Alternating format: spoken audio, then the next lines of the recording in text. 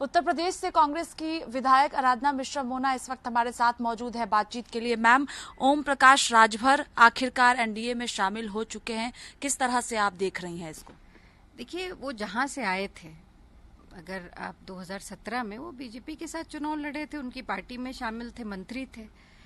उस वक्त उनकी विचारधारा दूसरी थी। फिर 2017 में उनकी विचारधारा बदली। शायद उनको अपनी गलती का एहसास हुआ, उन्होंने समाजवादी पार्टी के साथ अलायंस किया और समाजवादी पार्टी के साथ अभी 22 का चुनाव भी लड़े वो। अब हो सकता है उनको अपनी पुरानी विचारधारा फिर से पसंद आने लगी हो, तो जहां से आए थे वहां चले गए। इसमें कोई बहुत विशेष चीज राजभर जी के लिए नहीं है। कई दिनों से अटकलें लगाई जा रही थी ओपी राजभर को लेकर, चूंकि जिस तरह से वो बयानबाजी कर रहे थे, इससे साफ था कि आने वाले दिनों में एनडीए का हिस्सा होंगे। लेकिन अपने आप को मजबूत बता रहे ओम प्रकाश राजभर। आपको लगता है कि 2024 में बीजेपी को फायदा होगा इससे उत्तर प्रदेश में? देखिए, भारतीय जनता पार्टी के फायदे की अगर आप बात करें तो जिस तरह भारतीय जनता पार्टी तो अपने आप को खुद ही बता रही कि उसका किला बड़ा मजबूत है, तो उसको जरूरत क्या है किसी और की?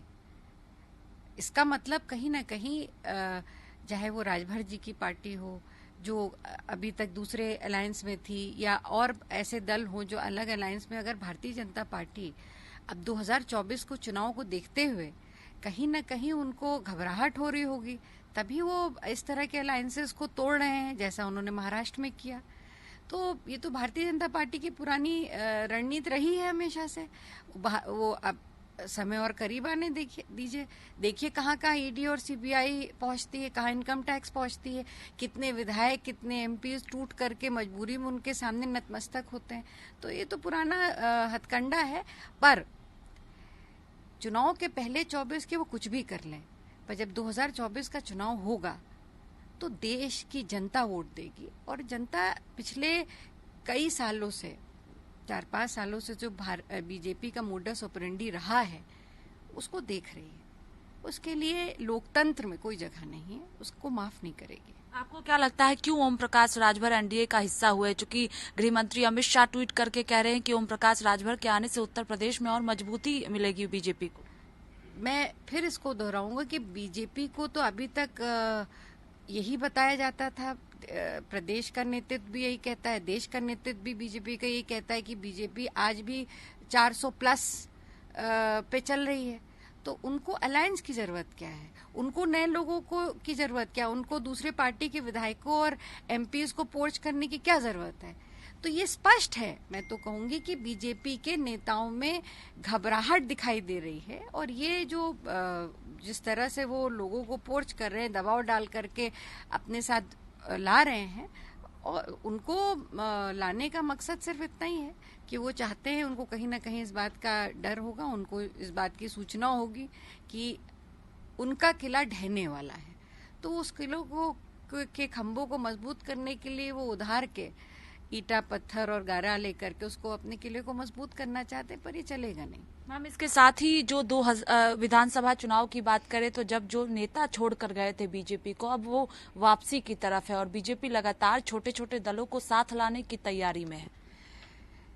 देखिए, अपना जनाधार क्या है भारतीय जनता पार्टी का, उस जनाधार पे बीजेपी बात करे। अगर गुड गवर्नेंस रही है, अगर देश में महंगाई पे नियंत्रण उन्होंने पाया, नौजवानों के रोजगार पे नियंत्रण पाया, अगर इस देश के विकास को मुद्दा लेकर के इस देश की जनता के बीच में जाते हैं। आज टमाटर 100 रुपए पार हो गया।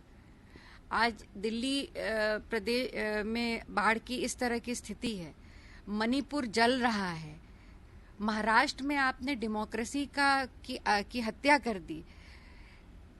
इसका एक छोटा सा ट्रेलर जनता ने दिखा दिया कर्नाटक के चुनाव का रिजल्ट देख करके।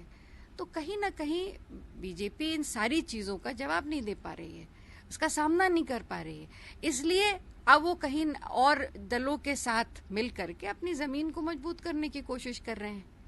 दारा सिंह चौहान, जिन्होंने इस्तीफा कल समाजवादी पार्टी के विधायक पद से दिया है, अब कल बीजेपी में शामिल होने की चर्चाएं हैं। क्या लगता है इसका सीधा फायदा हो सकता है 2024 में? क्योंकि समाजवादी पार्टी भी धीरे धीरे टूट रही है, बीजेपी तमाम नेताओं को अपने पाले में ले रही है। तो बीजेपी के लिए नया क्या है इसमें? महाराष्ट्र में उन्होंने शिवसेना को तोड़ दिया, महाराष्ट्र में उन्होंने एनसीपी को तोड़ दिया। तो ये तो उनका पुराना हथकंडा है कि वो अपने गेन के लिए, अपने फायदे के लिए, उनको ना लोकतंत्र से कोई लेना देना है, ना इस देश के संविधान को फॉलो करना है। और जो नेता दारा सिंह चौहान जी भारतीय जनता पार्टी में ही थे, मंत्री थे। 2022 में उन्होंने पार्टी को छोड़ करके, बीजेपी को छोड़ सपा ज्वाइन की। आज उनकी घर वापसी हो गई। पर इस तरह की राजनीति को, जो मौका परस्त राजनीति होती है, ये जनता भी, और खासकर उत्तर प्रदेश की जनता, जो पॉलिटिकली मैं मानती हूँ कि जिसको सोच और समझ राजनीतिक बहुत ज्यादा है, तो इस चीज को जनता का जवाब इसको मिलेगा कि उनको किस नाम पर वोट दिया था उन्होंने और वो आज कहाँ चले गए। आखिरी सवाल है कि आपको लगता है कि 2024 में जिस तरह से बीजेपी उत्तर प्रदेश में 80 सीटों का दावा कर रही है, ओम प्रकाश के राजभर के आने के बाद वो सीटें बीजेपी को मिलेगी? देखिए, अभी तो बहुत टाइम बाकी रह गया। बीजेपी 2024 के चुनाव में पहुंचते पहुंचते वो क्या करेगी और कहाँ वो पहुंच जाएगी, इन दोनों में बड़ा अंतर होने वाला है। वो प्रयास पूरा करेगी। और मैं कह रही हूँ कि बीजेपी तो आज से नहीं तो ताल ठोक रही है बहुत दिनों से कि हम उत्तर प्रदेश में 80 सीट लाएंगे और देश में 400 पार कर ले जाएंगे। तो इसकी क्या इसी दम पे कह रही क्या बीजेपी? क्या उनके पास कोई डेवलपमेंट के एजेंडे पे नहीं? वो इस दम पे कहते हैं कि हम यहाँ तोड़फोड़ करेंगे, हर पार्टी के लोगों को, विधायकों को पोर्च करके ले आएंगे, सांसदों को ले आएंगे। इस दम पे बीजेपी कहती है कि हम 400 पार कर ले जाएंगे। तो जवाब बीजेपी को देना चाहिए। बहुत शुक्रिया बातचीत के लिए। देखिए, साफ तौर पर कहना है कि 2024 में जनता उत्तर प्रदेश की भी जवाब देगी और पूरे देश भर की जनता बीजेपी को जवाब देने जा रही है। कैमरा पर्सन रोहित के साथ स्वाति पाठक, भारत समाचार, दिल्ली।